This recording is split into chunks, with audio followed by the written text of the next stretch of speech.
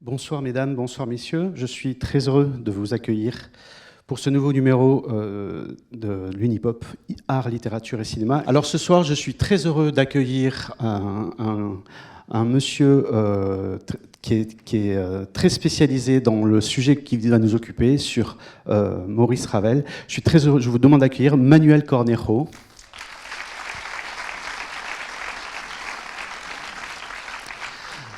Alors, bienvenue, merci d'être là. Vous êtes professeur agrégé d'espagnol, vous êtes membre du laboratoire de l'Institut de recherche en musicologie IREMUS à Paris. Et puis, vous êtes là avec votre casquette, si j'ose dire, de musicologue, j'allais dire musicographe, en tant que spécialiste du compositeur Maurice Ravel. Musicographe, puisqu'en 2018, vous avez édité le livre impressionnant, près de 3000 pages, en 2 volumes, Maurice Ravel, correspondance 1895-1937, écrit et entretien. Le livre est derrière moi, il est aux éditions. Alors, en fait, Passeur. Le livre vient de sortir. Ah, pardon, pourquoi je dis du livre Le livre était sorti en 2018, mais il ne faisait que 1800 pages. Et là, il fait 2900 pages. C'est ça. Voilà. Donc il y avait une critique avant-hier dans le Canard enchaîné, très élogieuse, de votre ouvrage, donc, puisqu'il est sorti effectivement récemment. On y découvre un Maurice Ravel plein d'humour. J'ai lu ça hier dans le Canard enchaîné, plein d'ironie aussi, de poésie, et aussi au trait de caractère pas mal iconoclaste, si j'ai bien lu. Vous allez certainement nous en parler. Et donc le coffret, je le précise, sera aussi en vente à l'issue de cette conférence dans le hall du cinéma. Et alors, avant de vous laisser la parole, je précise également que vous êtes président fondateur de l'association des Amis de Maurice Ravel, dont le président d'honneur, j'ai vu, était Gabriel Yared. Ça nous remet un pied dans le cinéma. Et puis vous êtes depuis 2023 contributeur et membre du comité scientifique de la base de données 2Z pour les universités de Rouen, Montpellier et Toulouse. C'est ça ? Voilà, bon, bienvenue. Merci infiniment. Et puis, vous m'avez dit tout à l'heure que cette critique du Canard enchaîné vous tenait particulièrement à cœur. Ah oui, en effet, puisque donc cette critique qui est parue avant-hier, donc en fait, Maurice Ravel était un lecteur du Canard enchaîné, et même il le réclame à une amie, donc quand il est en convalescence à Megève, qui s'ennuie un peu, et il demande donc qu'on lui envoie de Paris le Canard enchaîné. Et donc, voilà, donc j'étais très heureux de lire cette critique et puis un petit fac-similé d'autographe dans cet article. Bon, à vous la Merci parole. beaucoup pour votre accueil. Voilà, donc je suis extrêmement heureux et honoré de me trouver devant vous, un public aussi nombreux ici et donc dans une vingtaine d'autres salles. Alors, je ne veux pas vous faire peur, mais j'ai 248 diapositives, donc je vais... Toute la question est de savoir si en 1h30, on va pouvoir tout vous montrer et vous donner toutes les explications qui vont avec. Donc je vais essayer de tenir le challenge. Voilà. Donc, voilà. Donc tout d'abord, donc nous sommes ici réunis autour du film Boléro d'Anne Fontaine qui est sorti l'an dernier. Et je veux tout d'abord préciser donc, que c'est en fait bien la première fois dans l'histoire du cinéma qu'un long métrage permet d'incarner le personnage de Maurice Ravel, puisque précédemment, il y a eu 3 incarnations de Maurice Ravel pour l'écran. Je ne parle pas du théâtre, avec des petites choses aussi. Mais donc, pour la caméra, pour la télévision, il y a eu 2 documentaires en 2000 et en 2007, donc Le cerveau de Ravel d'un réalisateur canadien, Larry Weinstein, avec le comédien Thierry Costa, et Bernard Pisani, acteur français, dans La Passion Boléro en 2007 pour Arte. Et la particularité, c'est que ces 2 acteurs incarnaient Maurice Ravel, mais c'était des films muets.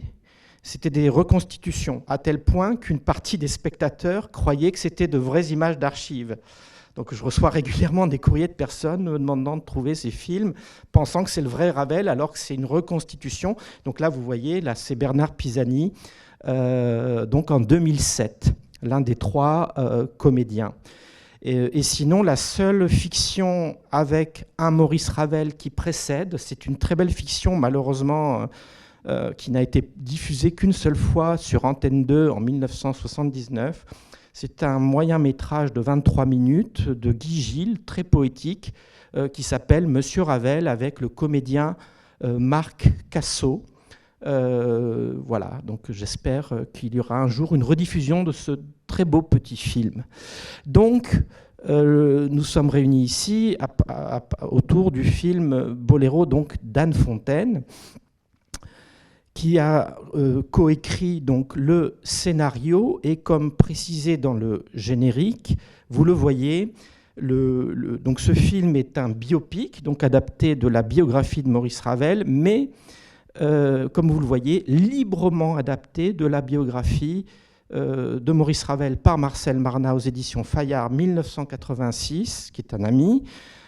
C'est la meilleure biographie en langue française, toujours aujourd'hui, même s'il y a de meilleures biographies plus documentées, celle de Roger Nichols de 2011, mais qui est uniquement en anglais.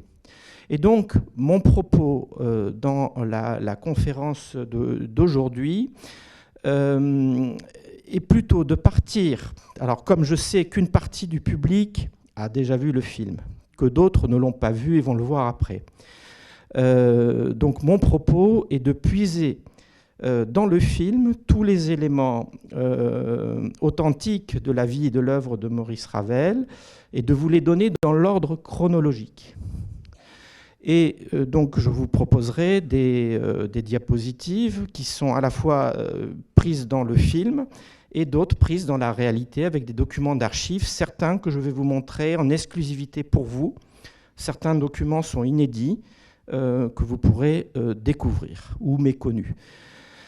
Voilà. Je précise simplement, pour ceux qui ont vu le film, vous le savez, mais pour les autres, donc en fait le film, le point de départ est focalisé donc sur la création de l'œuvre Boléro, mondialement célèbre, mais c'est aussi un prétexte pour aller au-delà et raconter d'autres choses qui remontent en partant de l'enfance à la mort de Maurice Ravel. Et le film peut perturber dans sa construction, dans la mesure où on a énormément de va-et-vient, de sauts temporels. Et dans le film, on a très peu, il y a quelques dates qui sont données, mais à 2 ou 3 reprises. Sinon, c'est au spectateur de déduire qu'on a un flashback, qu'on a des sauts temporels. Donc je me focaliserai plutôt sur les éléments de la véritable biographie de Maurice Ravel, en laissant de côté des aspects trop librement adaptés. Et on verra peut-être avec les questions en fin de séance. Donc tout d'abord, je ne vous apprends rien. Donc Maurice Ravel, ses origines. Donc vous avez ici ses parents qui ont fait connaissance donc en Espagne. Maurice Ravel dit sans Madrid, je n'existerais peut-être pas, puisque ses parents se sont rencontrés à Madrid ou à Aranjuez, sans doute en 1872, quand le père de Maurice Ravel travaillait, il est ingénieur, il travaillait à la construction de la ligne de chemin de fer Madrid-Irún. Et ce n'est pas banal, les parents de Maurice Ravel ont été mariés à la mairie de Montmartre en 1873 par Clémenceau en personne, qui à ce moment-là était maire de Montmartre, 18e arrondissement. En bas, vous avez la signature de Georges Clémenceau. Vous avez 2 fois et une deuxième fois la signature et celle des parents de Maurice Ravel. Donc là, c'est la mère de Maurice Ravel dans le film. Donc Marie de Loire, native donc de Cibourg, tout près de la frontière espagnole. Et d'ailleurs ici, le cliché que vous avez, qui fait partie de l'exposition Ravel-Boléro à Paris, que je vous recommande à la Philharmonie de Paris jusqu'au 15 juin, c'est un cliché pris à Madrid lorsqu'elle était jeune.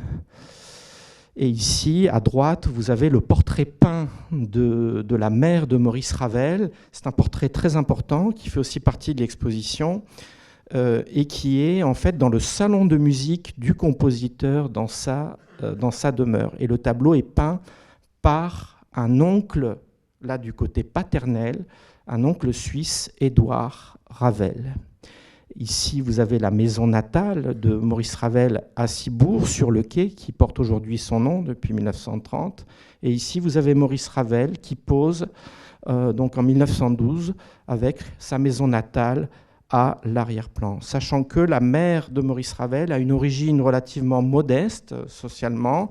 On a un milieu de marchands de poissons, de marins, et on a un certain nombre d'énigmes sur la généalogie, et nous avons ici dans la salle un éminent chercheur sur ces généalogies, sur ces cousinages complexes à Cibourg et Saint-Jean-de-Luz. Je disais complexe puisque pour plusieurs femmes, grand-mère, nous n'avons pas de père identifié, donc on peut imaginer beaucoup de choses. Et une première chose très importante, c'est que la mère, dans l'éducation, dans la formation musicale de Maurice Ravel, eh bien, c'est que sa mère lui chantait depuis son enfance. Donc il est né à Cibourg, mais tout de suite, il vit, dès qu'il a 3 mois, en juin 1875, ils vivent à Paris, dans le 9e arrondissement, mais sa mère va toujours lui chanter des chansons populaires, espagnoles, basques aussi, et dans le film, donc on a un court exemple d'air populaire basque chanté par la mère de Maurice Ravel. Bon, à ceci près qu'on la voit ici dans un jardin d'une maison bourgeoise. Les Ravel n'ont jamais eu de maison, c'est toujours été des appartements. Ils ont eu une dizaine d'adresses différentes dans Paris, ce qui n'est pas un signe d'une grande richesse. Voilà. Et le père, alors je vous le montre, c'était pas évident de vous le montrer puisqu'il n'apparaît dans le film que quelques secondes, juste pour dire on est presque pris. Il tourne la manivelle de la voiture et dans le film, ça s'arrête là. Donc le père, c'est très important, il est né en Suisse, près de Genève, à Versoix, et il est ingénieur, il est concepteur, donc il a travaillé pour les chemins de fer. Ça aussi, c'est une chose qui n'est pas connue. Il a aussi construit des montgolfières pendant la guerre de 70. Et après, il a construit des moteurs automobiles qui n'ont pas eu un grand succès, donc ils ne roulaient pas sur l'or. Mais ce qui nous importe là, c'est que d'une part, le père a une éducation musicale et il va encourager très tôt les dons musicaux de Maurice Ravel dès la petite enfance. Donc ça, c'est extrêmement important et Maurice Ravel le dit et en est très reconnaissant. Et par ailleurs, donc le père va donner à Maurice Ravel la passion des mathématiques. Maurice Ravel était doué en mathématiques, enfant, et ce qui sera d'une grande aide pour la composition. Donc Maurice Ravel le déclare notamment, donc je suis heureux de le dire ici. Il y a un entretien, dans les entretiens de Maurice Ravel que j'ai réunis. Il y en a un très intéressant de 1931, publié dans La Petite Gironde le 12 juillet 1931, où Maurice Ravel reconnaît cette dette envers son père, et de ce goût des mathématiques et la passion de la composition. Et donc le père de Maurice Ravel, vous avez une autre image ici, est un portrait peint par le frère du père de Maurice Ravel. Et là, je vous montre juste un exemple. Le père de Maurice Ravel avait conçu, avec le frère cadet de Maurice Ravel, Édouard Ravel, lui aussi, qui est aussi devenu ingénieur, comme le père. Il travaille dans le même atelier automobile à Levallois-Perret. Eh bien, ils ont conçu, vous voyez, pour le Casino de Paris, une attraction sensationnelle où il y avait une voiture qui faisait un looping dans le Casino de Paris. Le prince de Galles est venu à ce spectacle, enfin, voilà. Alors, sauf que le spectacle a été un petit peu écourté en 1905 parce que la conductrice du véhicule a perdu la vie. Il y a eu un procès. Le père et le frère ont été innocentés. On a pu démontrer dans le tribunal que le mécanisme n'était pas en faute. Enfin bon.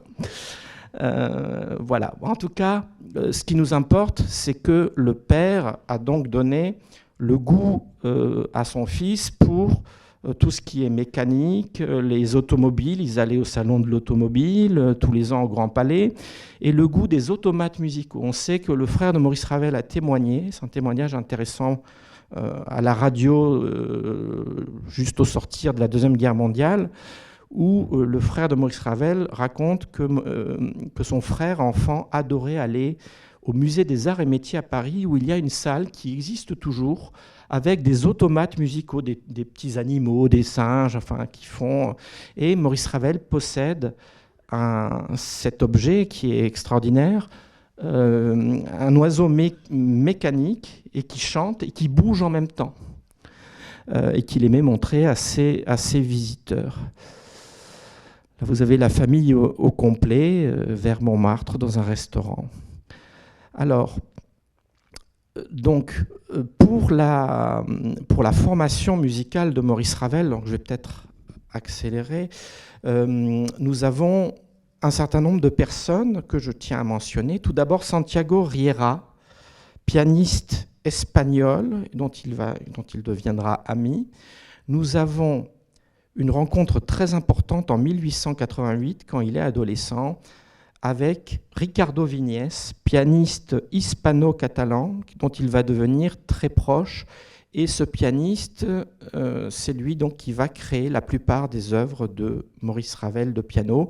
Et comme Maurice Ravel va présenter Viñes à Debussy, eh bien, ce pianiste va aussi créer presque toute l'œuvre de piano de Debussy.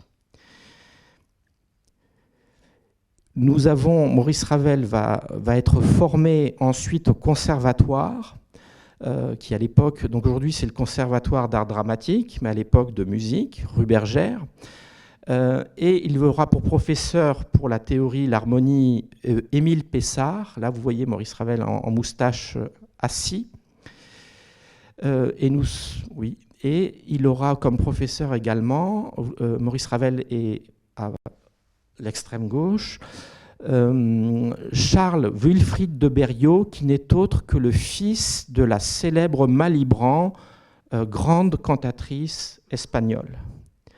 Donc on a toujours l'Espagne qui n'est pas très loin dans la formation musicale de Maurice Ravel, sachant que Maurice Ravel n'obtiendra aucun prix jamais au conservatoire, ni premier ni deuxième, ce qui prouve qu'on peut devenir un très grand compositeur sans avoir aucune distinction au conservatoire.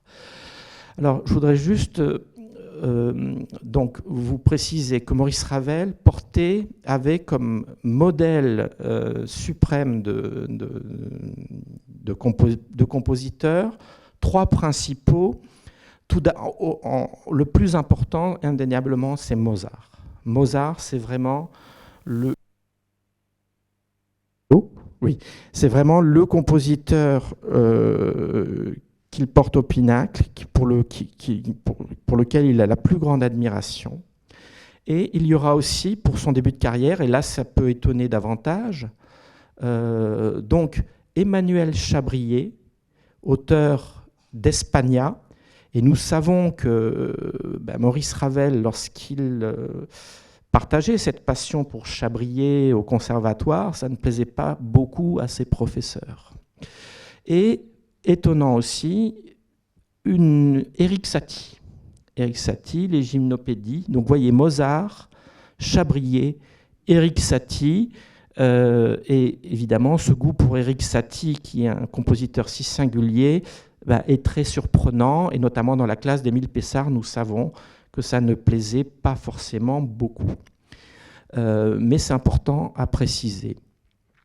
Parmi ses maîtres, Maurice Ravel, lorsqu'il est tout jeune, a un premier maître qui sera, pour la composition qui s'appelle Charles René, pour ses tout premiers essais de composition. Il est bien tombé dans l'oubli. Beaucoup plus important, par contre, là, c'est André Gédalge.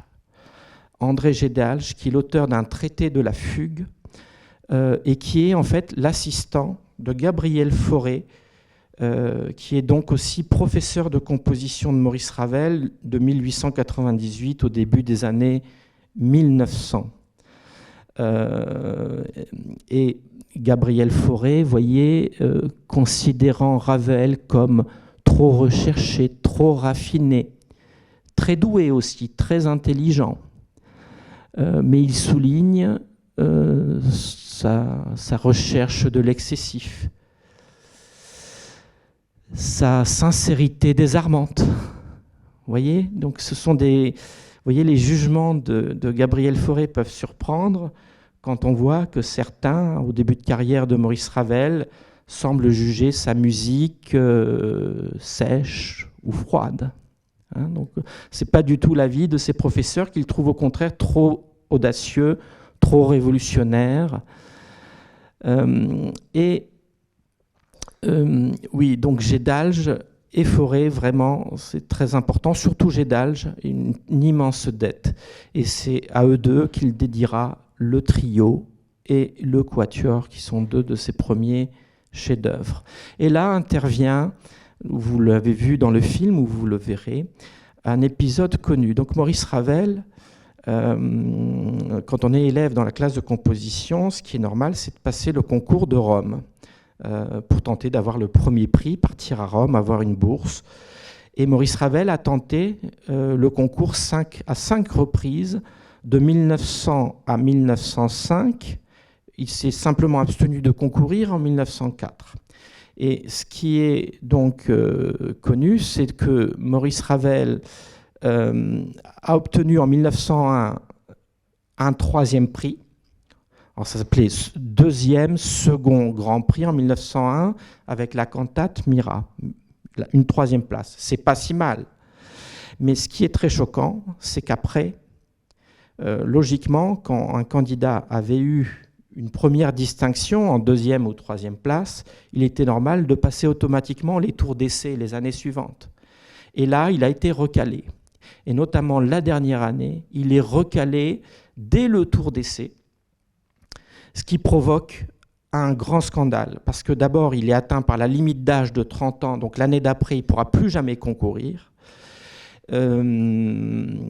Et ensuite, quelqu'un qui avait déjà eu un prix, c'est pas normal d'être éliminé au premier tour. Et le scandale est d'autant plus grand que les 6 candidats qui passent le premier tour sont tous élèves du même professeur, tous. Charles le Neveu. Et en plus, ce professeur est jugé parti, puisque les membres du jury, si vous voulez, on a tous les membres compositeurs de l'Académie des Beaux-Arts. D'accord ? Or, les 2 autres professeurs que sont Charles-Marie Widor et Gabriel Fauré n'étaient alors pas membres de l'Académie française, et donc, lui était le seul à pouvoir avantager ses élèves, si vous voulez.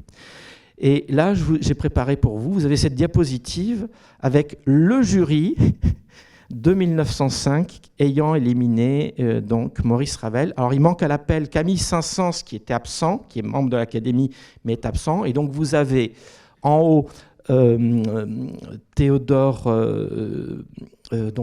Dubois qui est directeur du conservatoire. Vous avez Charles le Neveu. Vous avez le 3e en haut, c'est Jules Massenet. Le 4e est aujourd'hui bien oublié, Émile Paladil. Le 5e en haut à droite, Ernest Reyer. Et en bas, ce sont 3 membres du jury complémentaires, Paul Hillemacher, le compositeur Xavier Leroux, et le 3e, c'est un haut fonctionnaire, Henri Roujon, donc qui n'a rien à voir avec la musique. Et comme il fallait 5 voix, voilà, donc il fallait 5 voix pour avoir la majorité puisqu'ils sont 8. Donc les 6 poulains du professeur Le Neveu sont passés. Et il y a eu énormément d'articles, et vous avez une coupure de presse, une des coupures de presse sur ce scandale. Voilà. Et sachez, donc là c'est le vainqueur de ce concours en 1905, Victor Galois, de la ville de Douai. Vous voyez, à l'époque, il a été reçu triomphalement, porté en calèche dans la ville de Douai. Il y a même eu des jours de congé pour tous les ouvriers. Enfin, c'était quelque chose d'incroyable. Mais ce qu'il faut savoir, c'est que... et donc ça, c'est Henri Dutilleux, le grand compositeur, qui le raconte, puisqu'il a été élève de Victor Galois. C'est qu'en fait, ce prix, ça a été un cadeau. Ça a été un cadeau empoisonné pour ce musicien, puisque s'il a eu une belle carrière en tant que directeur de conservatoire, chef d'orchestre de ce conservatoire, il s'est plus ou moins mutilé et interdit de composer Voyez, donc comme compositeur, il n'a rien fait. Donc ça a été le revers de la médaille. Enfin, c'est une histoire un peu cruelle. En tout cas, pour Maurice Ravel, c'était quand même assez injuste, puisque lorsqu'il est refusé à ce concours en 1905, eh bien, Maurice Ravel est déjà un auteur très reconnu, avec une pièce pour piano, il en a plusieurs. Il a les Jeux d'eau, il a la Pavane pour une infante défunte, qui est extrêmement jouée par toutes les jeunes filles, les jeunes garçons, voilà. Et le Quatuor, qui est reconnu tout de suite, qui s'impose tout de suite comme un chef-d'œuvre du genre. Donc, et il a eu encore d'autres œuvres comme Sherazade, qui sont 3 mélodies pour voix et orchestre. Et dans le film, il y a une petite scène très réussie où les amis de Maurice Ravel trinquent à l'échec, voilà, et au 6e échec à venir. En fait, il ne peut pas y en avoir d'autres à venir puisqu'il ne peut plus concourir. Mais il y a une petite scène assez drôle sur cet échec.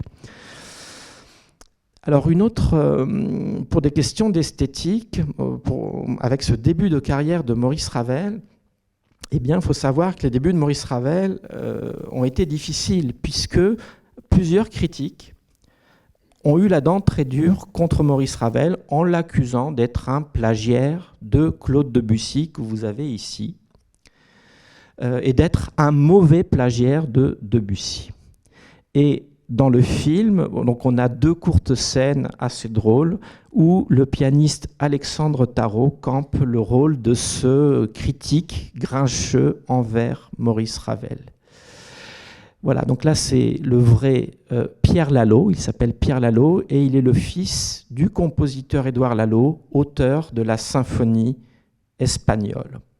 Et donc Pierre Lalo, voilà, publie des articles assez méchants, assez assassins sur Maurice Ravel qui plagie Debussy. Donc Maurice Ravel essaye de se défendre et lui écrit, voyez, une lettre où il explique que qu'en fait tel procédé en réalité se trouvait déjà dans des œuvres de Maurice Ravel avant celles publiées par Debussy. Voyez, donc il essaye de faire de manière très précise et très historique, il rétablit une vérité, voilà, une vérité musicale sur le fait qu'il n'y a pas de plagiat. Et donc avec ce critique, voilà, ce sera une querelle qui va durer des années. Et le paradoxe, c'est que beaucoup plus tard, ce critique commencera à faire des éloges à Maurice Ravel et dans l'entre-deux-guerres, il va changer de fusil d'épaule, il va s'en prendre au groupe des 6 en les démolissant et en disant « Regardez, prenez modèle sur Maurice Ravel ». Et là, Maurice Ravel va exploser et publier un article où il prend la défense de ces jeunes musiciens et en rappelant voilà, toutes les injustices de ce critique par le passé. Et juste vous dire aussi que parmi les plus beaux textes signés par Maurice Ravel, il y a un texte de février 1913 dans les Cahiers d'aujourd'hui où il prend la défense de Debussy qui était attaqué par ce critique Pierre Lalo, qui au début était élogieux, mais progressivement commence à émettre des critiques de plus en plus vives. Et c'est d'autant plus intéressant qu'à ce moment-là, une certaine tension s'est établie entre Ravel et Debussy. Mais pour Maurice Ravel, les différentes de personnes importent peu. Ce qui compte toujours, c'est la musique, la qualité de la musique, l'art. Les querelles personnelles n'entrent pas en ligne de compte, jamais chez Maurice Ravel. Donc ce que je veux dire par là, c'est que la querelle, les différends qui ont pu exister entre Ravel et Debussy ont été très exagérés et surdimensionnés, et la réalité est un peu différente. Et précisément, nous avons, donc là vous avez à l'écran le comédien Vincent Pérez, qui campe un personnage très important, proche ami de Maurice Ravel, Sipa Godebski. Sipa Godebski, qui est le fils d'un grand sculpteur, Cyprien Godewski, d'origine polonaise. Et ici, on retrouve Sipa Godewski et sa famille, avec sa fille Mimi. Et pourquoi cet ami est si important? C'est que cette famille, les Godewski, va devenir une vraie famille d'accueil pour Maurice Ravel. Maurice Ravel est comme un membre de la famille. Et donc là, on est à Paris, chez les Godewski, rue d'Athènes, au 22 rue d'Athènes. Ils ont un salon musical et autour du piano, les amis vont se réunir, c'est des amis mélomanes, et un cercle va se créer qu'on appelle les Apaches. Alors les Apaches, au début des années 1900, c'est un terme qui désigne les délinquants. Donc les rebelles, voilà. Et ils ont un signe de ralliement, ils sifflent, avant d'arriver, ils sifflent le début de la 2e symphonie de Borodine.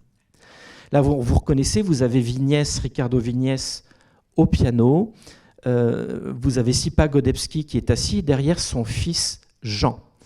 Et derrière, d'autres compositeurs, Albert Roussel, Émile Vuillermoz, voilà, etc. Et vous avez ici un cliché assez exceptionnel de la bande des Apaches avec leur famille chez le compositeur Florent Schmitt à Saint-Cloud. Donc Florent Schmitt porte un garçon sur les épaules et vous voyez Maurice Ravel porté sur les épaules de son ami poète Léon Paul Fargue.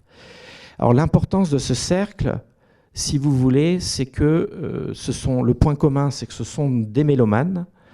Il y a des compositeurs, il y a des écrivains, il y a des peintres. Donc on parle beaucoup d'art en général. Les poètes lisent des poèmes, les musiciens déchiffrent de la musique nouvelle, notamment de la musique russe, pour piano à 4 mains. On fait des pastiches de Wagner ou d'autres œuvres à la mode. Et en tout cas, c'est un vrai vivier, bouillon de culture où Maurice Ravel a pu puiser. Et Maurice Ravel va dédier plusieurs œuvres à des membres de la famille Godewski, donc la magnifique sonatine pour le piano. Et pour les 2 enfants Godewski, là vous ne les voyez pas enfants, là ils sont devenus adultes. Vous avez Mimi et Jean, voilà, devenus de jeunes adultes, chez Maurice Ravel à Montfort-l'Amaury, qui sont les inspirateurs et les dédicataires de Mamerlois, 5 pièces pour piano à 4 mains, qui furent créées. Alors c'était un peu une provocation de la part de Maurice Ravel à un concert de la Société musicale indépendante en 1910. Là, vous voyez Gabriel Fauré entouré d'un certain nombre de ses élèves. Et là, c'est le noyau dur de la Société musicale indépendante. Alors cette société musicale, si vous voulez, elle est née à l'initiative de Maurice Ravel, qui s'est indigné fortement, début 1909, parce que plusieurs œuvres de ses élèves ont été refusées à une société qui avait pignon sur rue, qui était la Société nationale de musique. Donc plusieurs œuvres sont refusées, et Maurice Ravel crée une société qui fera plus de place aux jeunes musiciens, aux musiciens étrangers. Dans cette famille Godewski, nous avons aussi un personnage très important dans le film, vous l'avez vu, donc, qui est Missia, qui est la demi-sœur de Sipa, et qui est un personnage très important. Elle est musicienne, elle joue du piano, elle a la bien connue Fauré, et elle a été une muse pour beaucoup de peintres, donc ici peinte par Renoir, par Vallotton. Ici, on la voit elle est dans l'herbe avec son premier mari, Thaddée Nathanson, de la Revue Blanche. Vous avez plusieurs peintres nabis qui font partie des amis, et des Godewski et de Maurice Ravel, et vous retrouvez Sipa avec un chapeau à gauche. Et Missia est vraiment extrêmement importante en tant aussi que mécène. Elle a été une mécène pour les ballets russes, amie de Serge de Diaghilev. Donc c'est vraiment un personnage central dans la vie culturelle parisienne. Et plus tard, Maurice Ravel fera appel à elle, et elle fera des dons généreux pour aider un musicien qui avait des problèmes de santé et que Maurice Ravel avait pris sous sa protection. Elle fera des dons discrets, donc une très grande dame. Là, on la voit avec son deuxième mari, un milliardaire, patron de presse, Alfred Edwards. Et là, c'est avec le troisième mari, donc dans le film, José Maria Sert, peintre espagnol. José Maria Sert. Et donc, Missia, Maurice Ravel, donc il a fait la connaissance de la famille Godebski en 1904, va dédier une mélodie. Le cygne, c'est l'une des 5 histoires naturelles d'après des poèmes en prose de Jules Renard. Donc c'est, autant vous dire, ce cycle de mélodies, à l'époque, a fait un énorme scandale. Et là, le Pierre Lalo et d'autres ont dénoncé ces mélodies comme relevant du music hall, étant tout à fait indignes d'une salle de concert. Voilà. Mais ça en reste un chef-d'œuvre. Et donc dans le film, Maurice Ravel joue un court extrait du cygne à la demande de Missia. Et ce qui nous intéresse, c'est que après le dernier échec au Prix de Rome en 1905 dont nous parlions, Missia invite Maurice Ravel c'est un yacht qui s'appelle l'Aimé. Donc en fait, il y a un jeu de mots. Là, vous voyez un blason avec les lettres ME. Ce sont les initiales Missia Edwards. Mais si on lit, ça fait aimer, l'aimer, la bien-aimée. Vous voyez. Et donc c'est un yacht offert donc par ce milliardaire à son épouse. Et Maurice Ravel est donc invité avec Pierre Bonnard, le peintre Nabi, avec les Godebski, Sipa, avec Missia. Et ce qui nous intéresse, c'est que Maurice Ravel va donc faire une longue croisière tout l'été 1905, pendant 2 mois, sur les canaux de Belgique, d'Allemagne, des Pays-Bas, en revenant par Dieppe. C'est assez incroyable. Et là, vous voyez, ce qui nous intéresse beaucoup, c'est la fascination pour des usines. En Allemagne, Maurice Ravel va être fasciné donc, par des usines gigantesques. Et là, vous voyez, je ne sais pas si vous arrivez à lire, il vous parle comment vous dire, en bas à gauche, comment vous dire l'impression de ces châteaux de fonte, de ces cathédrales incandescentes, de la merveilleuse symphonie des courroies, des sifflets, des formidables coups de marteau qui vous enveloppent. Partout un ciel rouge, sombre et ardent. Là-dessus, un orage a éclaté, on est rentré horriblement saucé en des dispositions diverses, etc. Ce que tout cela est musical, aussi j'ai bien l'intention de m'en servir. Alors ce qui est très intéressant, c'est que ça rejoint ce qu'on disait sur Maurice Ravel et son père, la fascination de tout ce qui est mécanique, la fascination des usines. Nous savons véritablement qu'à plusieurs moments dans sa vie, Maurice Ravel, lorsqu'il va dans une ville, à l'étranger, parfois ce qu'il va faire, ça va être visiter une usine avant de visiter un musée, par exemple. D'autres fois, il va d'abord visiter plutôt des magasins de mode pour acheter une cravate. Bon. C'est pas forcément ce qu'on fait nous en premier, mais c'est comme ça. Maurice Ravel, vous savez, était très très élégant. Et donc ce qui nous intéresse, c'est cette fascination pour les usines qui est là dès les années 1900 et qu'on retrouvera près de 25 ans plus tard donc dans le fameux Boléro. Et ici, donc, nous avons Missia et Maurice Ravel dans le film qui jouent un des morceaux de Mamerlois, donc, qui sont donc morceaux dédiés au neveu de Missia. Pourquoi pas? Sur un piano Gaveau. Ici, vous avez Maurice Ravel chez lui, avenue Carnot, avec son piano qu'il a suivi après. Alors, le film va aussi évoquer l'épisode de la guerre. Dans le film, c'est plutôt assez bref, pour évoquer la relation de Maurice Ravel et sa mère. Donc Maurice Ravel écrit du front des lettres, et comme vous le savez, Maurice Ravel, au départ, n'était pas mobilisable. D'abord, il était trop âgé, et on l'avait refusé déjà pour le service militaire lorsqu'il avait 20 ans. Et donc, lui a usé de piston pour partir, puisque au départ, à la visite médicale à Bayonne, on ne veut pas de lui parce qu'il fait seulement 48 kilos pour 1,61 m. il aurait fait 50 kilos, il aurait pu éventuellement être dans un service auxiliaire. Mais à 48 kilos, on lui dit non. Voilà. Et donc, là, vous avez dans le Raphaël Personnaz, donc le soldat, Maurice Ravel, et là, le vrai Maurice Ravel avec peau de bique, qui l'enveloppe un petit peu plus qu'il ne l'est réellement. Et donc, on va voir un Maurice Ravel pendant un an, de 1916 à 1917, conducteur de camion et prenant à plusieurs moments de vrais risques et envoyant un nombre accru de correspondances à ses proches, à sa mère en particulier, à son frère, aux amis. Et le film, brièvement, recrée un épisode qui est évoqué dans une seule lettre de Maurice Ravel et qui est authentique. C'est à un moment donné dans un château qui est transformé en hôpital militaire. Dans la réalité, Maurice Ravel va se mettre à jouer spontanément du Chopin. Et Maurice Ravel écrit, voilà, c'est là que je me suis rendu compte, c'était aussi un de mes compositeurs préférés. Vous voyez, en plus de Mozart et en plus aussi de Liszt, de Franz Liszt. Donc il joue par cœur du Chopin sur ce piano. Alors dans le film, c'est pas du Chopin que le Ravel de fiction joue, c'est le JB de Gaspard de la Nuit, mais ce choix dans le film tient parfaitement la route, puisque c'est pour créer un lien avec la vision de très grands blessés dans l'hôpital militaire. Donc ça fait parfaitement sens. Donc Maurice Ravel écrit à sa mère et on le voit rentrer chez lui. Alors bien sûr, comme on a dit, c'est absolument pas une maison bourgeoise comme on le voit là.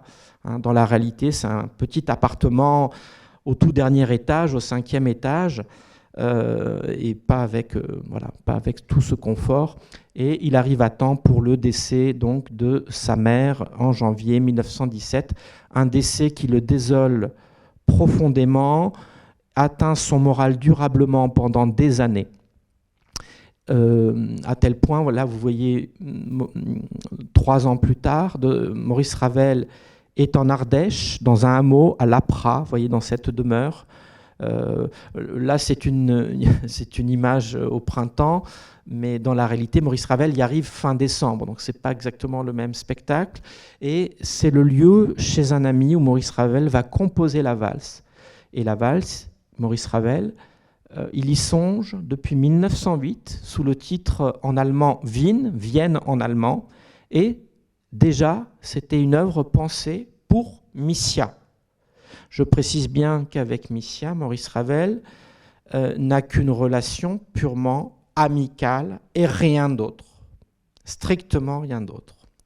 Donc Maurice Ravel s'isole pour composer donc la valse à Lapra, et là on voit, on est à Noël 1919, Maurice Ravel assez déprimé, il évoque les Noëls heureux d'avant 1914, en présence de sa mère, en présence des amis.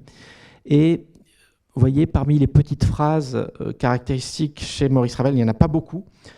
Il demande pardon à ses amis d'être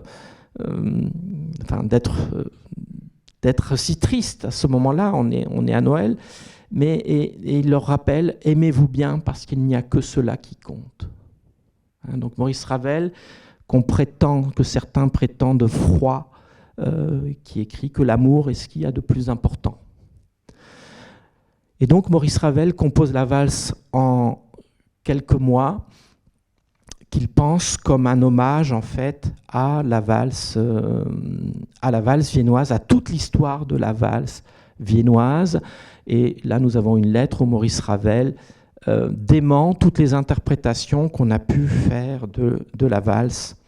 Et Maurice Ravel insiste sur le fait qu'il ne faut y voir que ce que la musique exprime, à savoir une progression ascendante de sonorité. Donc un crescendo, comme on en retrouvera d'une autre manière dans le Boléro 8 ans plus tard.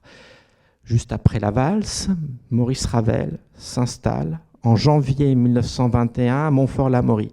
Donc nous sommes à 45 km de Paris. En effet, Maurice Ravel, comme la composition est vraiment son obsession permanente, tient à s'éloigner un peu de Paris, mais pas trop, pour éviter les visites importunes, incessantes. Sinon, il cède tout le temps. Il peut céder aux tentations d'aller au café, d'aller dans les boîtes de jazz, voilà, au Bœuf sur le Toit ou autre. Donc, pour éviter d'avoir trop de tentations et composer plus au calme, et puis pour lui, il aime beaucoup tous les jours faire une marche d'une dizaine de kilomètres, il s'installe donc à Montfort-l'Amaury. Donc là, c'est une carte toute simple où il demande « Reconnaissez-vous ma maison en haut ?» Cette maison. Et donc, il faut dire que dans le film, la maison est admirablement mise en valeur, filmée, avec des plans, une photographie magnifique par rapport à cette maison que je vous invite à visiter si vous ne la connaissez pas. Vous voyez ici, dans le film, Maurice Ravel a un des balcons de cette maison, sa carte de visite, et un des personnages secondaires du film, mais un personnage important du film, c'est sa gouvernante bretonne, Madame Revelot. Ici, la vraie Madame Revelot en ombre chinoise dans la cuisine de Maurice Ravel. Donc Maurice Ravel au piano, le comédien et le vrai Maurice Ravel. Et regardez un des exemples frappants de travail sur la photographie. Ici, Maurice Ravel à la fenêtre de sa chambre, la porte-fenêtre de sa chambre, au niveau du jardin, et avec le visage, enfin la tête qui se reflète un peu dans la vitre. Et voyez, une vraie photographie de Maurice Ravel. Là, il est à la fenêtre du salon de musique où il compose, et avec sa tête qui se reflète dans la vitre. Enfin, pour moi, c'est une des plus belles photographies de Maurice Ravel. Curieusement, on ne la voit jamais. Enfin, on la montre très peu. Mais vous voyez, Anne Fontaine a beaucoup travaillé sur les postures du comédien par rapport aux photographies existantes de Maurice Ravel. Donc nous devons arriver petit à petit donc, au boléro. Donc il convient d'abord d'évoquer un voyage que va faire en Amérique pendant 4 mois, une tournée de 4 mois, de janvier à avril 1928. Donc les acteurs de l'organisation de cette tournée, on a un ami pianiste, Élie Robert Schmitz, qui est à Paris avant la Première Guerre mondiale et qui va s'installer ensuite aux États-Unis. Il crée une société qui s'appelle ProMusica et qui va tout faire dès 1920 pour essayer d'engager Maurice Ravel. Et donc il envoie à Maurice Ravel, vous voyez, c'est sur le perron de sa maison, il envoie une chanteuse canadienne qui s'appelle Eva Gauthier, qui avait aussi vécu à Paris, et qui a la mission de convaincre Maurice Ravel de venir en Amérique. Voyez, mais la demande date de 1920, elle aboutira en 1928, puisque Maurice Ravel a beaucoup de projets, et il n'aime pas trop s'éloigner. Là, on les retrouve dans le jardin, avec les chats. Maurice Ravel a une passion pour les chats. Dans le film, dans la réalité, Maurice Ravel a eu plusieurs générations de chats siamois. Précédemment, il a eu un chien qu'il appelait Jazz. Maurice Ravel aime le jazz. Dans le film, ce n'est pas un chat siamois, hein, mais bon, on peut pardonner cette petite infidélité. Donc là, un détail de Maurice Ravel avec ce chat caressé par Eva Gauthier.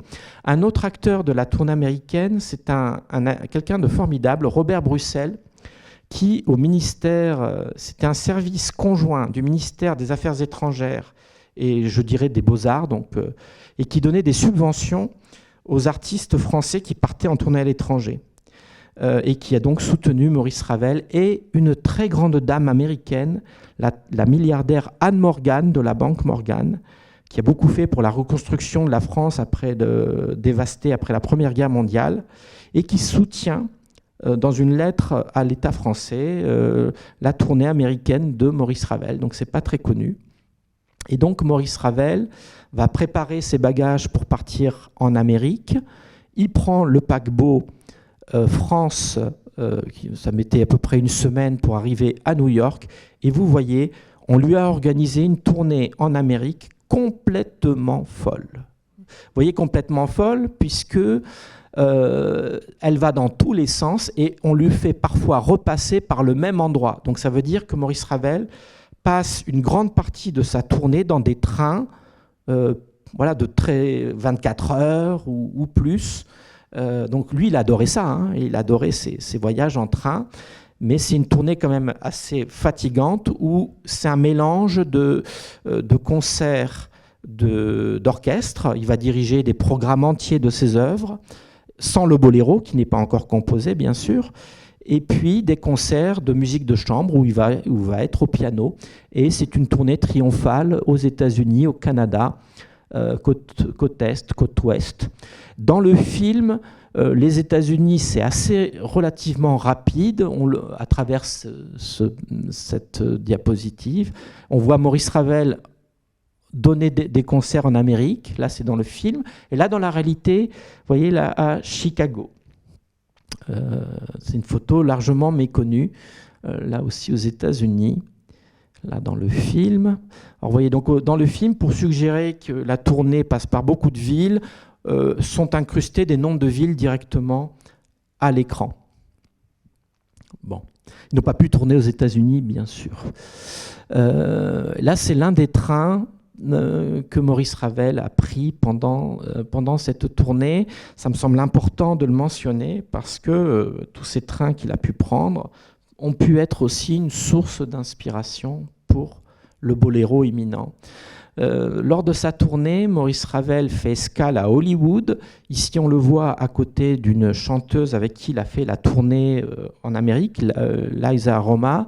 Et ici, l'acteur John Barrymore, qui tournait dans le film Tempête, qui se passe au début de la Révolution russe. Voilà. Et nous savons que Maurice Ravel a joué du piano lors du tournage. Donc pendant cette tournée, Maurice Ravel aimait déjà le jazz et a donné de nombreuses interviews où il reproche aux compositeurs américains de ne pas assez s'intéresser au jazz et de ne pas assez l'utiliser dans leur musique. Donc ça c'est intéressant. Donc Maurice Ravel, donc dans le film, on a simplement une séquence où on a The Man I Love de Gershwin qui est interprété, mais nous savons que Maurice Ravel a tenu à rencontrer Paul Whiteman, qui avait un orchestre de jazz très important. On les voit tous les deux au piano donc à New York. Et surtout, nous avons une soirée mémorable, qu'on peut imaginer mémorable, puisque vous reconnaissez peut-être un peu plus âgée Eva Gauthier de tout à l'heure, qui était venue en 1920 voir Maurice Ravel. C'est elle qui organise chez elle une grande soirée avec des musiciens, des chefs d'orchestre, des compositeurs. Vous avez, tout en haut à droite, vous avez Gershwin, vous avez Maurice Ravel au piano. Et donc, Maurice Ravel a joué du Ravel devant Gershwin, et Gershwin, nous le savons, a joué Rhapsody in Blue devant Maurice Ravel. Donc, vous imaginez la soirée. Et c'était le jour de l'anniversaire de Maurice Ravel, le 7 mars 1928. Lors de ce voyage, je mentionne aussi, regardez, vous avez les usines Ford, très célèbres, donc à Détroit, que Maurice Ravel a pu visiter. Donc là aussi, dans la mesure où on verra que le boléro est inspiré notamment des usines, eh bien que ça a pu exercer une influence, la vision de cette usine gigantesque Ford. Donc Maurice Ravel, on le voit diriger aux États-Unis. Donc dans le film, on ne le voit pas diriger aux États-Unis, mais je vous ai pris une image où Maurice Ravel dirige dans le film, et ici une vraie image de Maurice Ravel dirigeant. Maurice Ravel revient donc sur un autre paquebot, le Paris en France. Vous le voyez ici sur le paquebot. Là, il s'amuse parce qu'il est monté sur un canot de sauvetage et il est à côté. Alors, en bas à gauche, vous avez Bernard Laberge, qui est un Canadien, qui était l'un des impresarios de la tournée américaine. Et le grand colosse, vous le reconnaissez peut-être, c'est le chanteur basse russe Tchaliapine, avec la grande chanteuse russe aussi, Nina Koschitz, sa maîtresse, avec laquelle Maurice Ravel donne un concert sur le paquebot. Donc Maurice Ravel rentre en France et il doit s'atteler à une œuvre qu'Ida Rubinstein lui avait commandée fin 1927, juste avant d'embarquer pour l'Amérique. Alors dans le film, on nous montre Maurice Ravel ici s'occupant de ces oiseaux. On ne sache pas qu'il avait des oiseaux en cage, mais bon, pourquoi pas, avec son ami Sipa et n'ayant encore rien composé. Et on voit Ida Rubinstein qui, avec la superbe glycine à la balustrade, qui traque Maurice Ravel pour obtenir son ballet espagnol. Donc on les voit en discussion parlant de ce projet. Et nous retrouvons, alors ici dans le film, c'est censé être Saint-Jean-de-Luz. Bon, ça saute pas forcément aux yeux, comme vous le savez. Les scènes relativement courtes à Saint-Jean-de-Luz ont été tournées en fait à Perros-Guirec, ce qui peut surprendre, mais c'est comme ça. Et donc, ce que nous savons véritablement, c'est que Maurice Ravel avait prévu de venir travailler l'été 1928 à Saint-Jean-de-Luz, en fait, à ce qui deviendrait le futur Boléro, mais qui à ce moment-là n'a pas ce titre. Ça devait être un ballet espagnol. Donc là, il est censé en fait orchestrer les Ibérias. Donc là, il est censé être à Saint-Jean-de-Luz. Et là, il y a quelque chose de très important. Joaquín Nin, qui est un pianiste et compositeur, il est surtout pianiste espagnol, né à Cuba et mort à Cuba. C'est le père aussi de la célèbre romancière, donc Anaïs Nin. Et donc Joaquín Nin, ami de Maurice Ravel, qui était, informe Maurice Ravel d'un problème.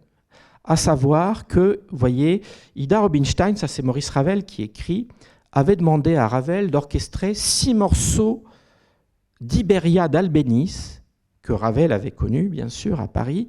Donc, El Puerto, Fête Dieu à Séville, Rondenia, Triana, El Albaicín et El Polo. C'était donc le travail que s'apprêtait à faire Maurice Ravel à Saint-Jean-de-Luz.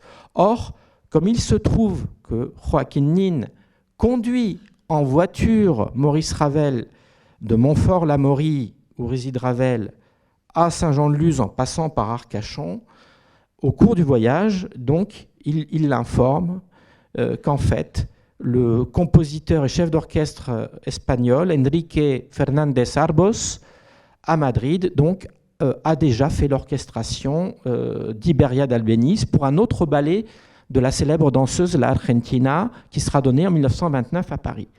Donc, Maurice Ravel va se dépêcher de contacter les éditeurs, la veuve d'Albéniz, pour vérifier ces informations.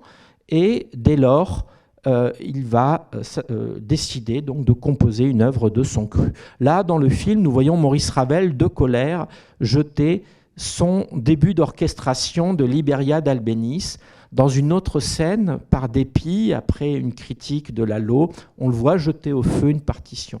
Donc ça, ce sont des choses tout à fait plausibles, qu'il ait détruit certaines de ses œuvres.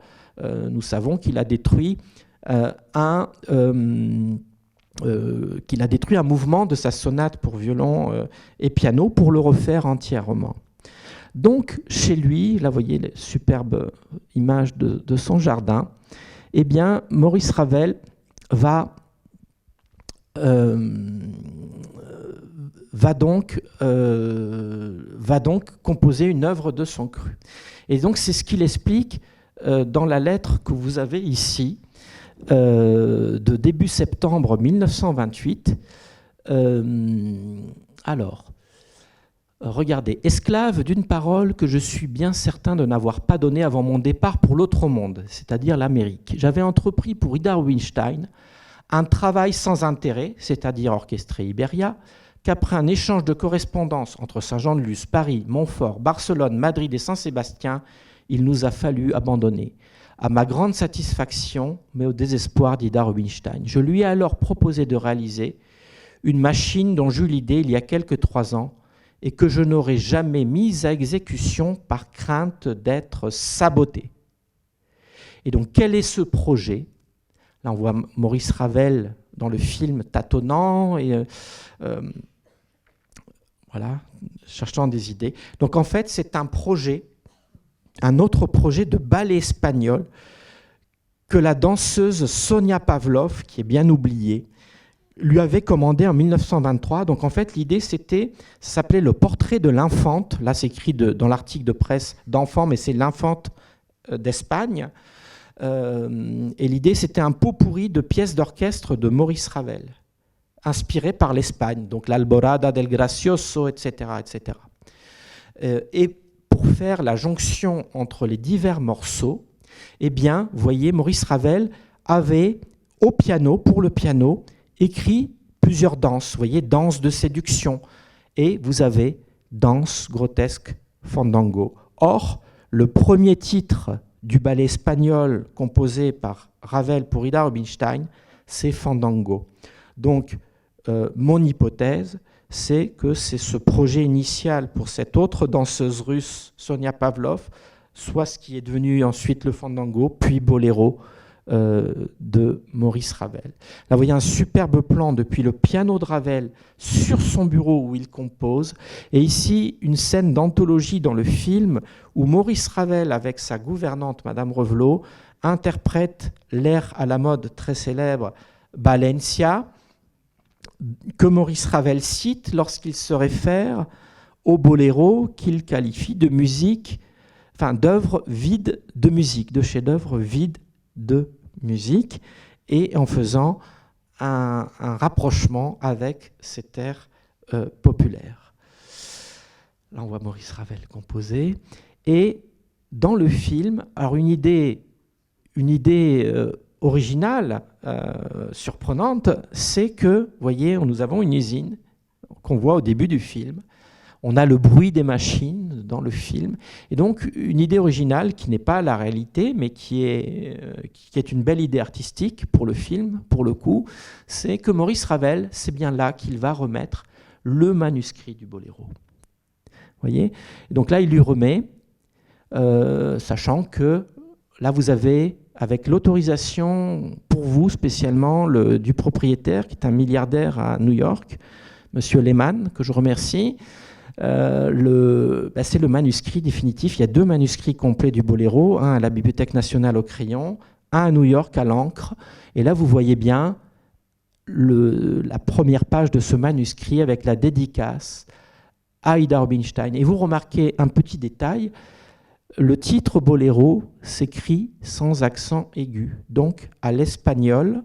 Et c'est aussi le choix qu'a fait Anne Fontaine, que je remercie pour ce choix respectueux de la volonté de Ravel, qui n'est pas forcément respecté sur les partitions aujourd'hui.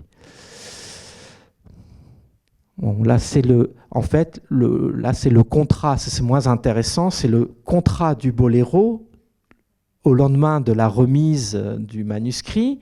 Donc, soit à l'éditeur, soit à Ida Rubinstein, on est le 15 octobre 1928, et le contrat entre Maurice Ravel et son éditeur, avec une clause spéciale pour Ida Rubinstein, puisqu'elle avait l'exclusivité pour donner au théâtre pendant 3 ans le ballet, et pendant 1 an, on ne pouvait pas jouer en concert l'œuvre sans l'autorisation d'Ida Rubinstein.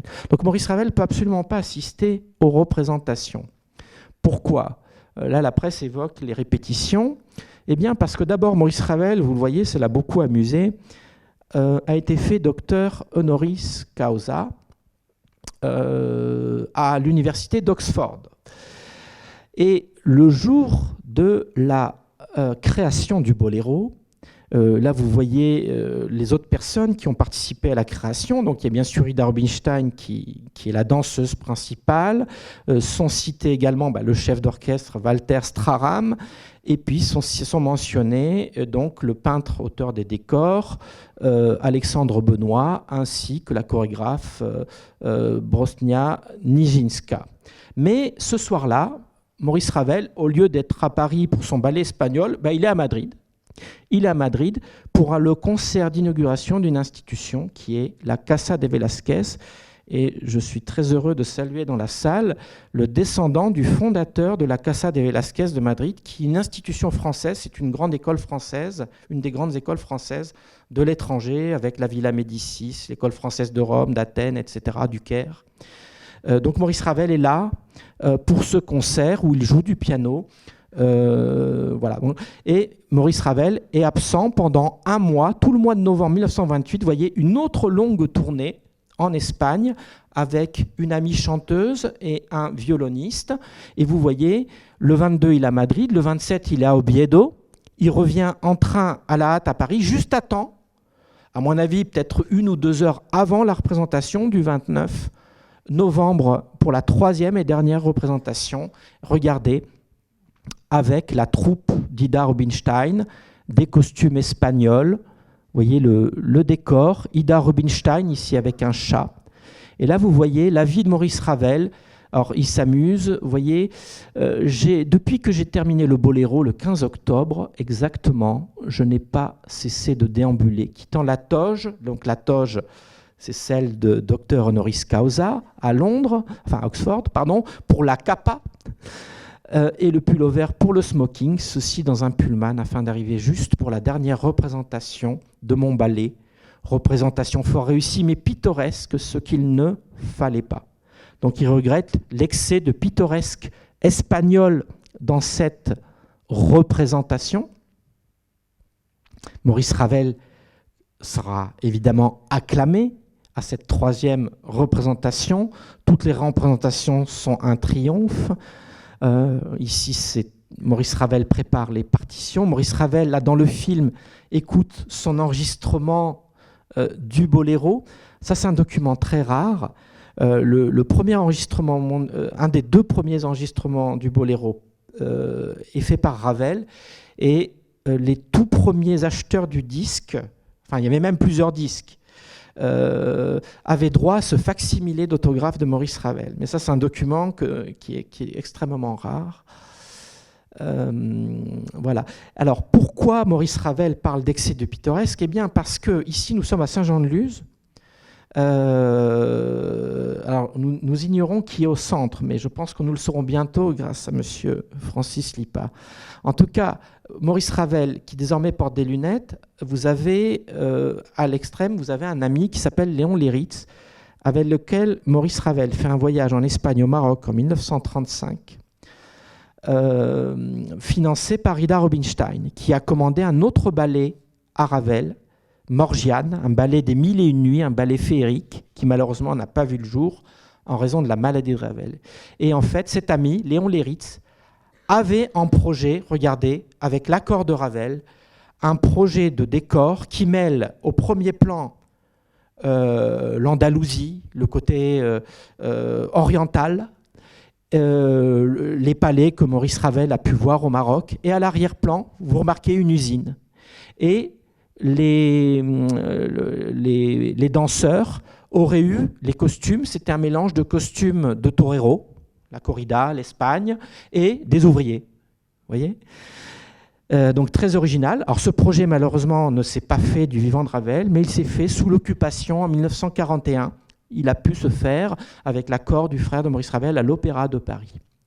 Alors le film évoque ensuite, mais c'est assez rapide, il faut dire, le concerto pour piano-orchestre, qu'on surnomme concerto en sol, mais ce n'est pas une appellation de Maurice Ravel, c'est une appellation de journaliste pour cette œuvre. Donc on voit Maurice Ravel jouer ce concerto qu'il avait en tête depuis longtemps, mais le début d'inspiration est venu en revenant d'Oxford en train. Et là on voit Maurice Ravel devant l'Orient Express, puisqu'il va faire toute une tournée. Là, c'est le premier enregistrement mondial du concerto dirigé par Ravel avec Marguerite Long. Et là encore, autre tournée en 1932 à travers toute l'Europe. Alors là, c'est un peu faussé. Là, c'est la cartographie actuelle, puisqu'évidemment, le Lviv aujourd'hui est en Ukraine, mais à l'époque était en Pologne.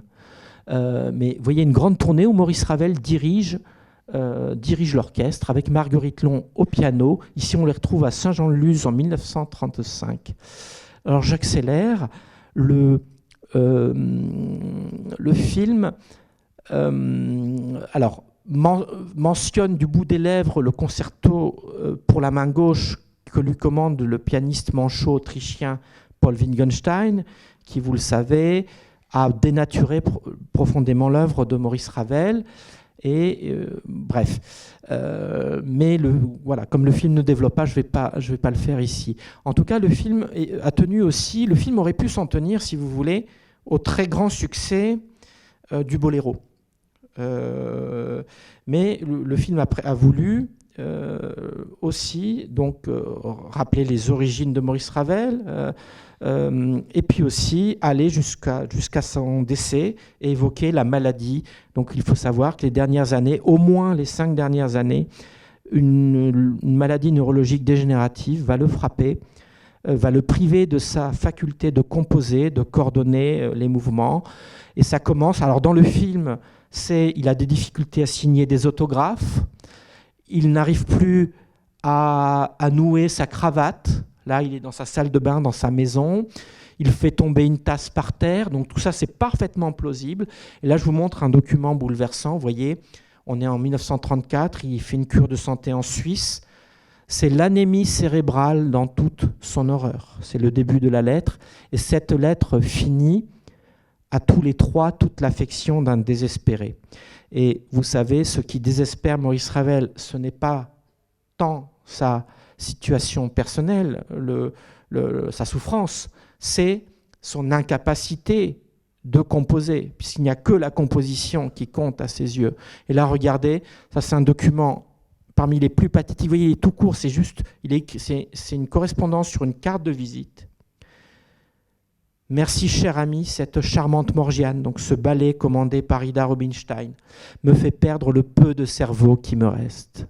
À bientôt. Et là, Maurice Ravel se met à faire des exercices d'écriture. Là, vous voyez, il essaye de faire des signatures au dos d'un reçu bancaire. Il essaye de faire de la calligraphie et avec grande difficulté. Donc c'est absolument terrible. Et là, vous avez, par contre, c'est 1 mois et demi avant sa mort, on a une série très belle, il faut dire, de clichés chez des amis à Paris qui l'ont hébergé plusieurs étés au Touquet. Et là, il est avec Jacques Février, qui va être le premier musicien, après le pianiste manchot autrichien, à donner une interprétation du concerto pour la main gauche conforme aux volontés de Ravel. Et il se trouve que là encore, c'est un élève de Marguerite Long, amie de Maurice Ravel. Donc ce n'est pas un hasard, ce choix d'interprète. Donc la très belle photographie, et vous remarquez, vous voyez, c'est le même jour, le 2 novembre 1937. C'est depuis peu de temps que nous avons trouvé la date par recoupement, grâce à la date de voyage sur le paquebot du pianiste. Vous voyez, sur le piano, vous retrouvez une carte postale avec Maurice Ravel en 1930 et lui en 1937 de profil. Et là, vous avez une courte scène très belle et pathétique dans le film. Il est au balcon avec la glycine. Et là, regardez Maurice Ravel. Là, le travail aussi sur la photographie avec le vrai cliché que je vous montre juste après. Moi, honnêtement, j'étais totalement bouleversé à cette image. Vous voyez, le vrai Maurice Ravel au balcon. Et regardez, Raphaël Personnaz, vraiment extraordinaire. Frappant de ressemblance. Et donc, à ce moment-là, une amie arrive. Donc, dans le film, c'est Marguerite Long. Et que faites-vous, Maurice Ravel? Et Maurice Ravel répond « J'attends ». Sous-entendu, j'attends la mort. Vous voyez. Donc c'est déchirant. Et Raphaël Personnaz est extraordinaire à ce moment-là. Donc là, vous voyez Marguerite Long qui arrive dans la vraie bibliothèque de Maurice Ravel. Alors je tiens simplement à... donc pardonnez mon côté historique et biographe. Vous avez ici, c'est un cliché inédit pour vous, avec Hélène Jourdan-Morange, la grande violoniste, très proche amie de Maurice Ravel, qui est celle qui raconte cette anecdote du « j'attends », qui pose la question à Maurice Ravel et qui était bouleversé après ce moment. Et dans le film, on nous montre Maurice Ravel qui quitte une dernière fois sa demeure et n'y reviendra plus. Il y a les adieux avec sa gouvernante, on voit la voiture s'éloigner, il y a un plan vraiment magnifique. Et ensuite, on va voir Maurice Ravel sur son lit de mort. Là aussi, la réalisatrice a fait un travail par rapport à des clichés originaux que je ne vous montre pas parce que je les trouve trop lugubres. Du vrai Maurice Ravel, je ne tiens pas à le faire. Je tiens simplement, pour terminer, à vous montrer quelques amis des personnages absents du film et qui ont compté énormément dans la vie de Maurice Ravel. Ce sont 2 de ses élèves. Vous avez Maurice Delage et avec la cravate Roland Manuel. Ce sont 2 des 4 élèves de composition et Roland Manuel est le premier biographe de Maurice Ravel. Ici encore avec Roland Manuel. Et un autre personnage, un autre grand absent du film, c'est, vous voyez, au premier plan, alors un plan, c'est un pianiste ami de Maurice Ravel, Maurice Duménil. Ce cliché est inédit. En 1934, vous avez les deux frères. Vous voyez, les deux frères et le frère ingénieur qui possède une usine à Levallois. Et nous savons que c'est une relation très, très fusionnelle entre les deux frères. Et voilà. Mais bon, il faut bien faire des choix pour faire un film. Donc c'est toute la liberté artistique qu'a prise, évidemment, Anne Fontaine. Et évidemment, comme Maurice Ravel ne peut pas mourir, eh bien, immédiatement, Anne Fontaine, à la fin du film, le fait renaître. Et donc, nous avons une exécution du boléro. On a une absence de décor, ce fond blanc, et c'est Maurice Ravel lui-même qui dirige, et c'est magnifiquement filmé, interprété. Voilà, donc vous voyez ces images. Et Anne Fontaine rappelle, sur une dernière diapositive, qu'il ne s'écoule jamais plus d'un quart d'heure sans qu'on entende le boléro de Ravel quelque part dans le monde, puisque vous savez que le boléro, ça dépend du tempo, bien évidemment. C'est entre 14 minutes si on le joue trop vite, ou 13 minutes, voire 12, jusqu'à 17, 18, 19. Mais on va dire, ça dépasse, on est à peu près au quart d'heure. Donc on estime que, voilà, puisqu'on le joue tous les quarts d'heure, ça voudrait dire qu'il y a une sorte de boléro perpétuel sur la planète. Voilà, et donc, je voudrais terminer simplement en vous citant cette phrase du ministre Jean Zay aux obsèques de Maurice Ravel, 2 jours après sa mort à Levallois. Le meilleur hommage que nous puissions rendre à sa mémoire, c'est de protester contre sa mort en considérant la réconfortante lumière que son œuvre ne cessera jamais de dispenser aux générations à venir. Merci beaucoup.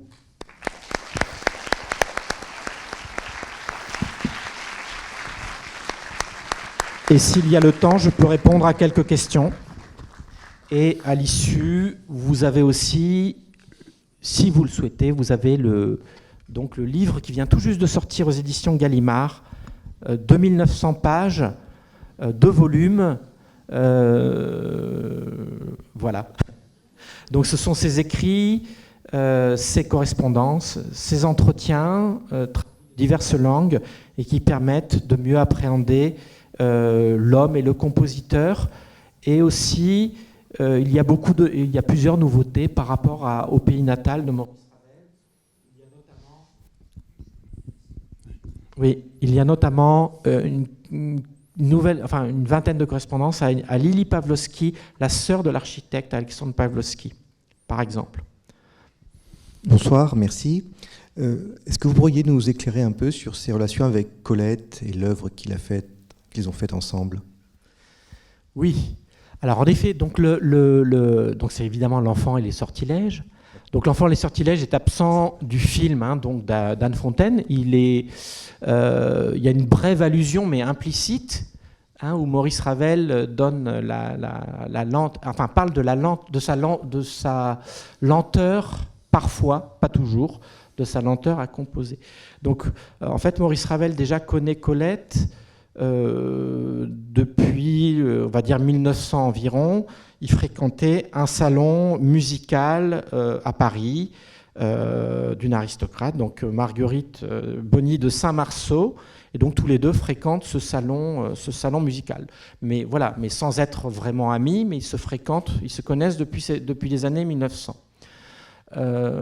Et en fait, on va dire la prise véritable de contact, c'est 1916. C'est-à-dire, en fait, en 1916, donc Colette a écrit un livret qui sera le futur livret de L'Enfant et les sortilèges. Et en fait, elle le soumet au directeur de l'Opéra de Paris, qui est Jacques Roucher. Et en fait, ce qui va se passer, c'est que Jacques Roucher va envoyer le livret à plusieurs compositeurs, qui tous vont dire non.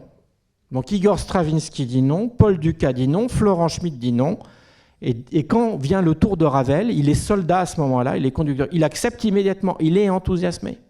Vous doutez bien pourquoi. il adore les animaux, il adore la nature, il adore l'enfance, le monde de l'enfance. Donc il est tout de suite emballé, il le dit, hein, c'est son terme, il est tout de suite enthousiasmé par le sujet de l'enfant et le sortilège. Simplement, dès le départ, il prévient effectivement Colette que ce sera long à réaliser et qu'il faudra être patient. En plus, là, il est encore soldat.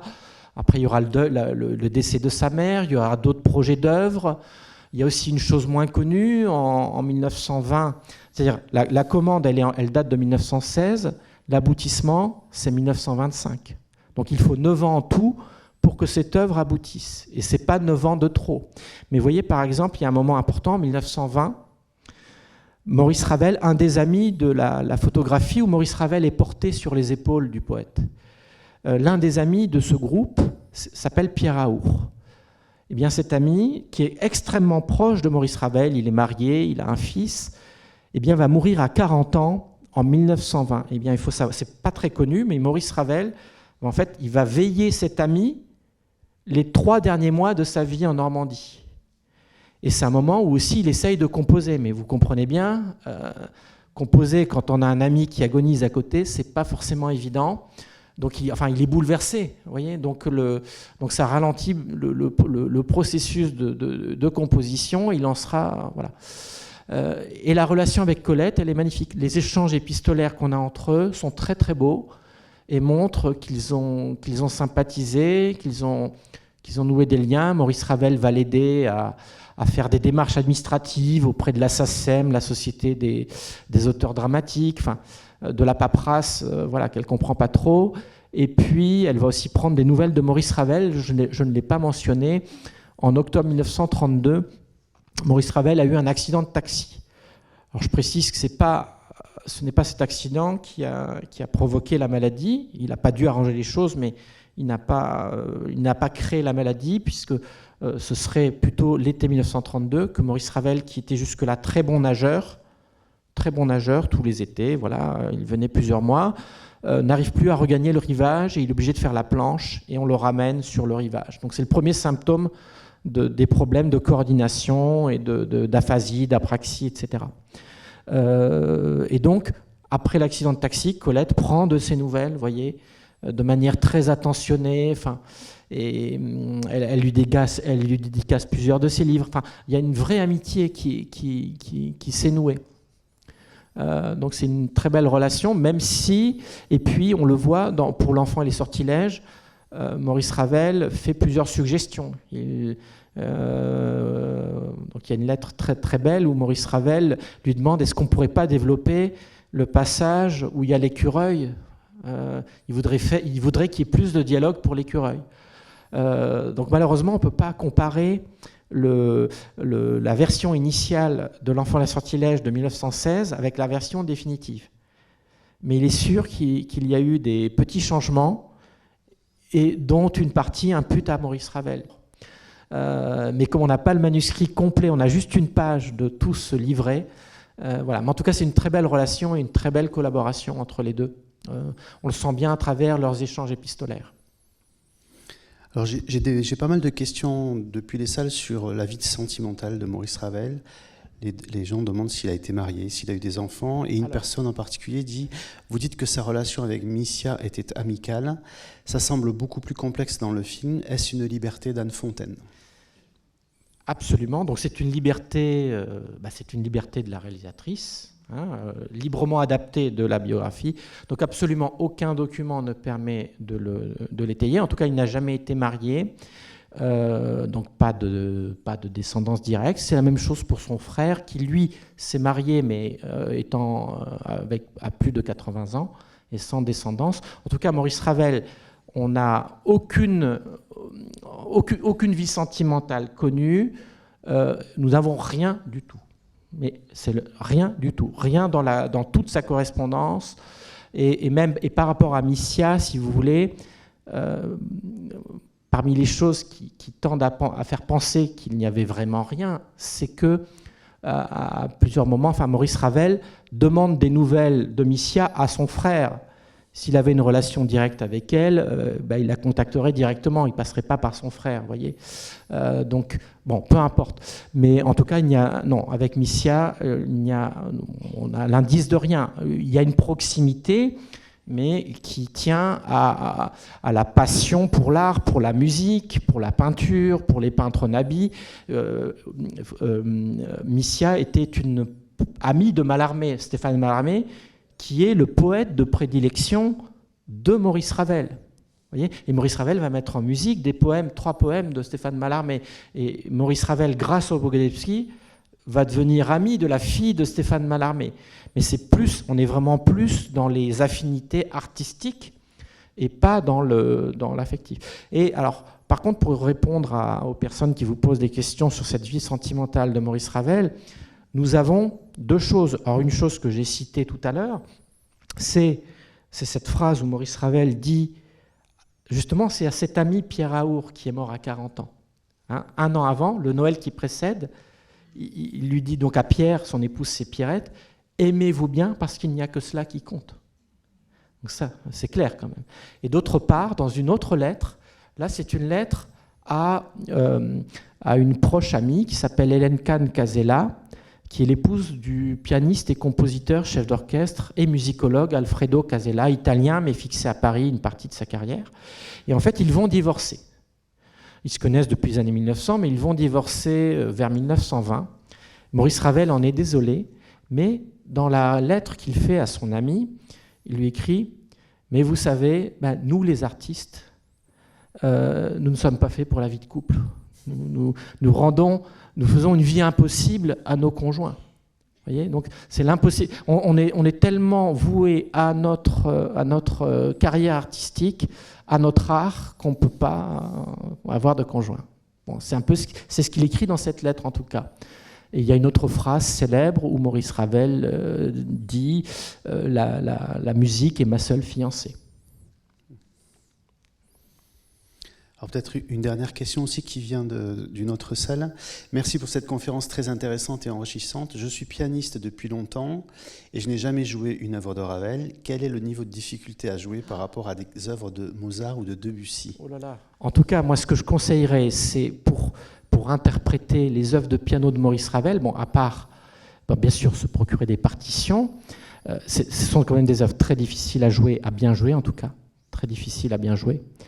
Et ce que je conseille aussi, c'est en complément des partitions.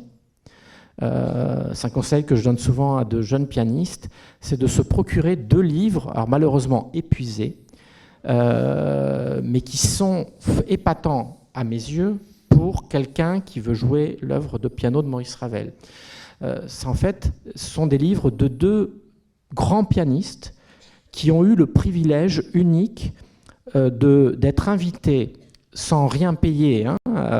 Ils ont eu des sortes de cours, si vous voulez. C'est-à-dire ils ont eu la possibilité de jouer toutes les œuvres de Maurice Ravel chez lui pendant plusieurs mois pour préparer des concerts. Donc c'est Henriette Faure qui est la première à donner au Théâtre des Champs-Élysées en 1923 un concert de toute l'œuvre de Ravel. Et donc elle publie dans les années 70, 1978, un livre, Mon maître, Maurice Ravel, mais malheureusement épuisé, donc on peut le trouver en bibliothèque. Mais il y a beaucoup de détails d'exécution et de choses difficiles qui là trouvent une solution. Et l'autre livre, c'est un livre d'entretien du grand pianiste Vlado Perlemuter qui, 6 ans plus tard, en 1929, alors lui, il a joué l'intégrale de Maurice Ravel en 2 concerts. Et il a pu aller plusieurs mois aussi. Et là, ce qui est très intéressant, c'est qu'on a à la Bibliothèque nationale une partie de ses partitions avec les conseils que Maurice Ravel lui a donnés. Certaines sont dédicacées par Maurice Ravel, d'ailleurs. Et nous avons ce livre d'entretien avec des choses extrêmement fines et précises sur la manière... Là, c'est vraiment des livres pour des pianistes. Hein. Voilà. C'est vraiment pour des pianistes. Mais ça, je trouve que c'est très... Enfin, à mes yeux, ce sont des compléments indispensables pour qui veut jouer les œuvres de piano de Maurice Ravel. En plus des partitions, voilà. Mais ce sont quand même des œuvres très, très difficiles. Alors, je ne comparerai pas à d'autres compositeurs. Là, je ne suis pas pianiste professionnel. Bon. Merci infiniment, Manuel Cornero. Merci beaucoup à vous. Merci.